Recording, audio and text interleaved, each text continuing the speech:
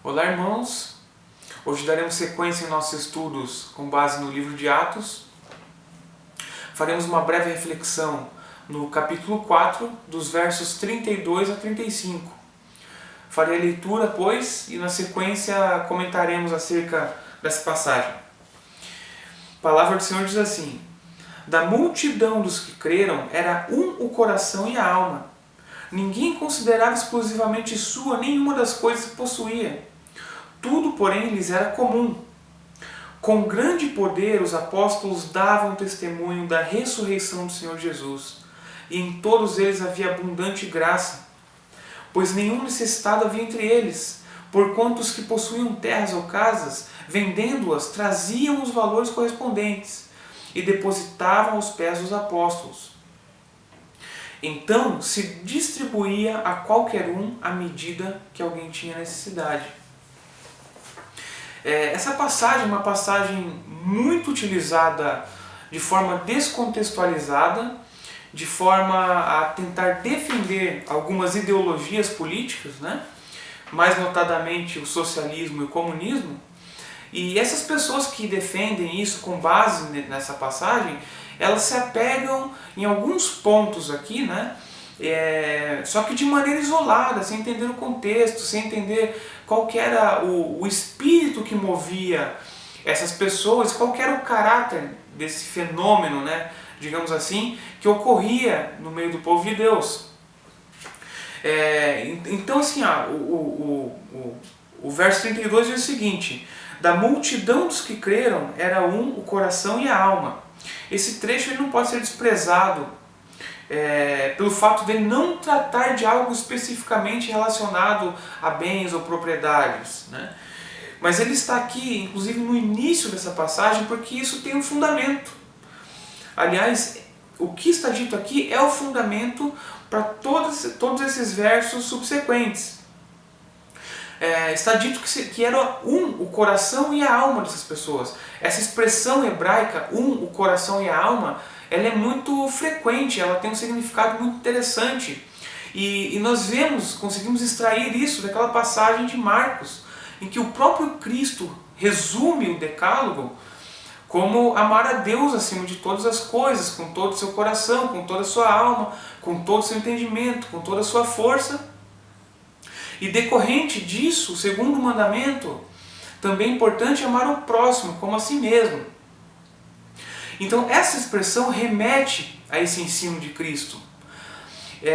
Portanto, o que ocorre abaixo aqui deste verso não se trata de algo isolado, algo à parte deste ensino, mas especificamente se trata de fruto disso que Cristo está falando.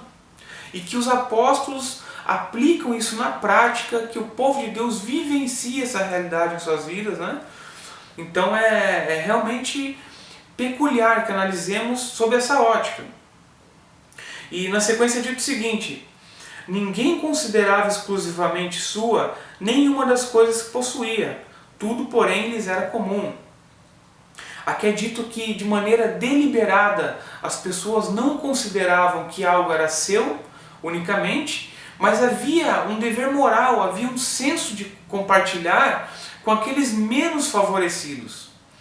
Isso é muito diferente, extremamente diferente de um ato impositivo, de um tipo de regramento que coloque a obrigação das pessoas repartirem suas propriedades. É algo totalmente diferente. O que nós vemos aqui é um caráter de uso comum das coisas, né, suprindo aquelas necessidades daqueles menos favorecidos, o que é totalmente diferente de uma posse comum, que essas ideologias tanto pregam, que não aceitam que o indivíduo possua algo, mas antes ele tem que repartir isso em medidas iguais entre as pessoas, né? Não é o que é dito aqui. Então esse tipo de posse comum, esse tipo de ideal, é algo que fomenta somente a vaidade, a ganância, a inveja pelo que o próximo possui, né? Então, de início aqui de conversa, nós já vemos que realmente não se trata disso. E na sequência é dito o seguinte: com grande poder os apóstolos davam testemunho da ressurreição do Senhor Jesus, e em todos eles havia abundante graça. O mover do Espírito Santo estava sobre o povo. Nós vimos lá no verso 4 que esse povo havia se multiplicado, era uma multidão, cerca de 5.000 pessoas, e o Espírito Santo estava com eles. Deus estava agindo no meio dessas pessoas. Nós vemos que a necessidade material de alguns era suprida com base naquilo que nós analisamos antes. Mas também a necessidade espiritual desse povo era suprida por meio da pregação do Evangelho, por meio do testemunho deles de que Cristo havia ressuscitado. Então nós vemos aqui não somente o material sendo suprido, mas o material espiritual sendo advindos do próprio Senhor, do próprio mover do Espírito Santo nesse povo, no meio desse povo, que supria todas as suas necessidades. Isso é maravilhoso, é incrível. Nós vemos como, de fato, é o próprio Deus que fomenta o crescimento de sua igreja. Ele mesmo sustenta o seu povo, ele dá o recurso, né? E ele cumpre seus propósitos dessa maneira. E na sequência nós vemos, finalizando, pois nenhum necessitado havia entre eles, porquanto os que possuíam terras ou casas, vendendo-as, traziam os valores correspondentes e depositavam aos pés dos apóstolos, então se distribuía qualquer uma medida que alguém tinha necessidade. Mais uma vez aqui nós temos um detalhamento um pouco maior de como eles viviam, como era essa relação. E o que notamos aqui basicamente é o seguinte: aquelas pessoas que possuíam bens, elas não deixavam de possuir esses bens. Mas em face da necessidade de alguns, eles vendiam esses bens, vendiam essas propriedades, e uma espécie de fundo aqui, né, era feito, e isso era administrado pelos próprios apóstolos, que destinavam esses recursos às pessoas da maneira apropriada.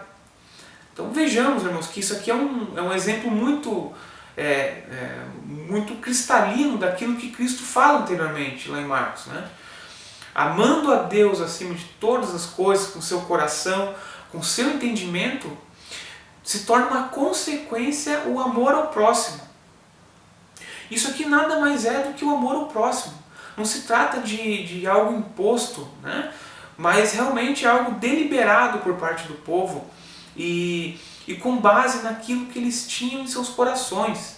Não era uma obrigação meramente exterior ou algo do gênero, que eles tinham que mostrar que estavam fazendo isso. Mas esse senso de comunidade, esse senso de igreja, senso de pertencerem ao mesmo povo, impedia que eles conseguissem viver suas vidas sem olhar para o próximo que estava necessitado. Então nós vemos que essas pessoas mais abastadas, elas se desfaziam de seus bens, os bens eram administrados pelos apóstolos, que destinavam estes bens para suprir a necessidade das pessoas menos favorecidas. Então lá em Deuteronômio nós vemos Moisés falando, retratando a mensagem de Deus e dizendo que não deveria haver essa pobreza, não deveria haver pobres no meio do povo de Deus. Não que a pobreza em si seja o pecado, mas no sentido de que os irmãos devem se ajudar. Eles devem conhecer a situação uns dos outros, de forma que não seja uma novidade que alguém está numa situação difícil, mas que nesse senso de comunidade, nesse senso de igreja, um irmão possa ajudar o outro, e dessa forma o amor de Cristo vai se mostrando por meio desses gestos.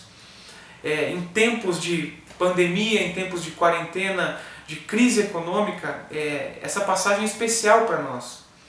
Nos mostra muito acerca do que nós podemos fazer como igreja.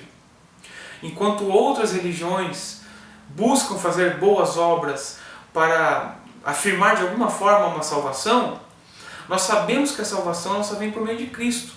Mas essas obras, esse agir do Espírito Santo em nosso meio, buscando assegurar que as pessoas que fazem parte do corpo de Cristo conosco não passem por necessidades, isso é algo realmente essencial, importante nesse tempo. Portanto, sugiro aos irmãos que coloquem em oração esses temas, para que dentro da nossa igreja, os nossos irmãos, nenhuma das pessoas passe necessidade, mas que de fato, se isso ocorrer, para que possamos nos levantar como igreja e ajudarmos uns aos outros, com temor a Cristo, com amor por essa irmandade, por essa comunhão que temos, não fazendo da comunhão um fim em si mesmo, mas entendendo que a comunhão ela parte de um amor em comum que nós temos por Deus. Nesse louvor que nós temos pelo Senhor é que nós podemos ter esse tipo de relacionamento. Espero que o Senhor abençoe a vida dos irmãos. Um grande abraço a todos.